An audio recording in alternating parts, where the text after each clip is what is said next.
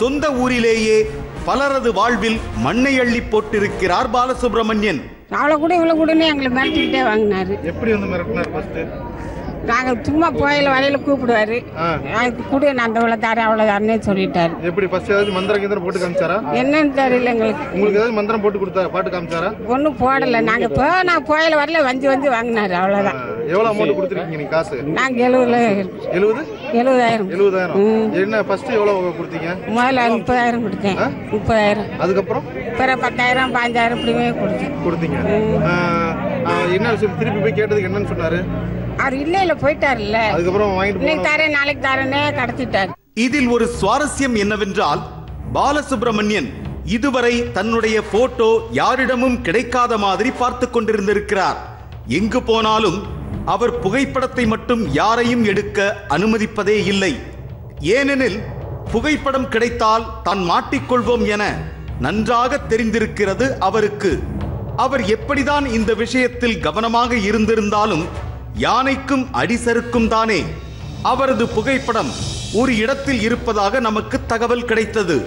வழக்கறிஞர் அழகர்சாமி அவர்களின் உதவியோடு நாம் தேடி போனதில் கூடுதல் ஜாக்பாட்டாக அவரது புகைப்படம் மற்றும் ஏமாற்றுவதற்கு உடந்தையாக இருக்கும் அவரது மனைவியின் புகைப்படமும் சேர்ந்தே கிடைத்தது. அந்த புகைப்படம் கிடைத்த கதையும் கூட சுவாரஸ்யமானது.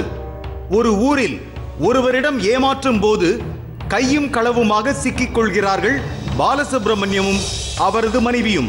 அவர்களிடமிருந்து தப்பித்துக் கொள்வதற்காக தங்களுடைய புது வீட்டு பத்திரத்தை கொடுத்துவிட்டு தப்பித்திருக்கிறார்கள் இருவரும். அந்த பத்திரத்தில் இருந்து எடுக்கப்பட்டதுதான் இந்த போட்டோ. இந்த பயணம் நமக்கு ஒரு விஷயத்தை உணர்த்தியது. இப்படி ஏமாந்து போனதற்கு முதல் காரணம் மக்களின் பேராசைதான்.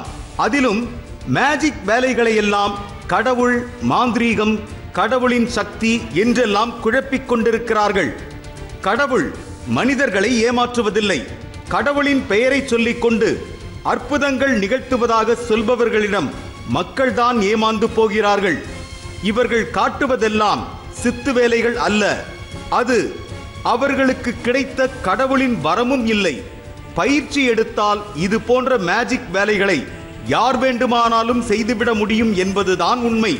இந்த மாதிரி பொய் புரட்டு வேலைகளை வெளிச்சம் போட்டு காட்டுகிறார் திரு ஈட்டி கணேசன் அவர்கள்.